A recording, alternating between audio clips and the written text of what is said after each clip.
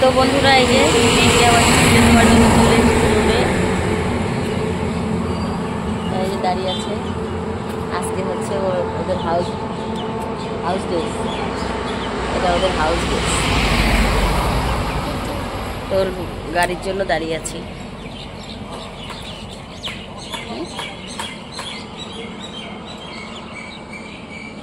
আজকে বন্ধুরা আজকে আমার প্রীতি হবে। কি হবে? প্রীতি। ঠিক আছে, চলো।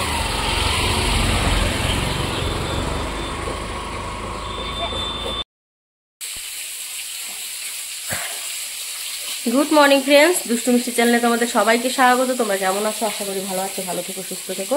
তো চলে এলাম আবার দুই জায়গায় রান্নাঘর, রান্না করতে হবে। তার জন্য রান্না অলরেডি বসিয়ে দিয়েছি।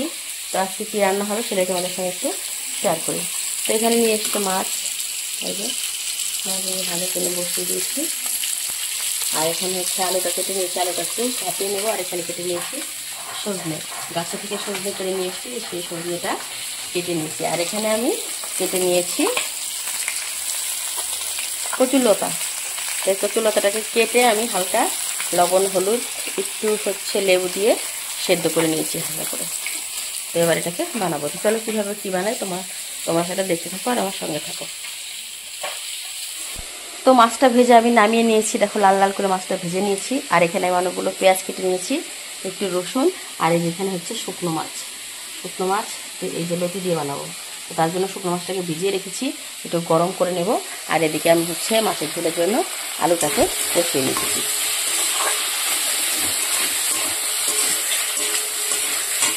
এবার আমি দিয়ে দেবো কেটে রাখা সজনে ডাঁটা।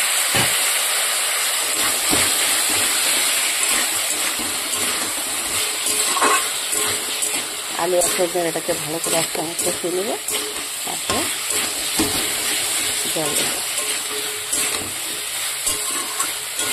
শুধু কাঁচা লঙ্কা বাটা আর জিরে তেজপাতা বাটা দিয়ে তরকারি হবে।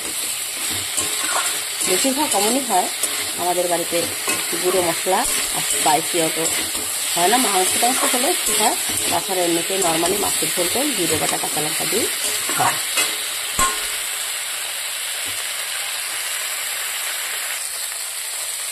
তো এদিকে হয়ে গেছে আলু আর সজনে কষানো, আগে দিয়ে দিলাম জল।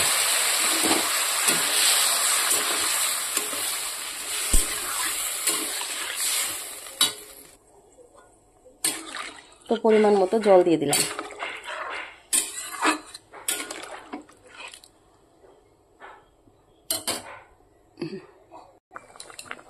তো তরকারি হয়ে এসছে, এবার আমি এখানে ভেজে রাখা মাছগুলোকে দিয়ে দেব।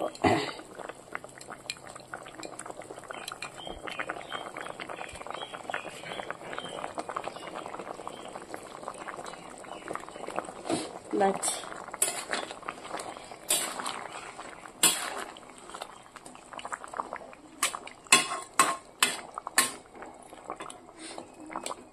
এবারে জিরে বাটা দিয়ে নামিয়ে দেবো, তাহলে হয়ে গেল আমার আলু সজনে দিয়ে মাছের ঝোল।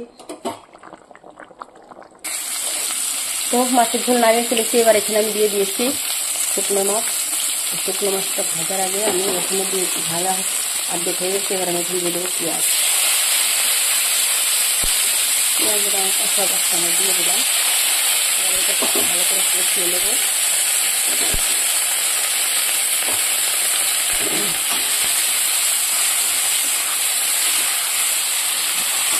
সেগুলোকে একসঙ্গে কষিয়ে নেব।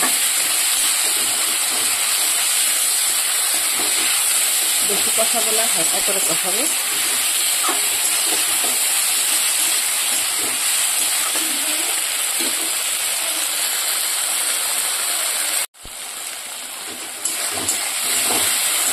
তো হয়ে গেছে কষানো। এবার এখানে আমি দিয়ে দেবো সেদ্ধ করে রাখা কচুলতা।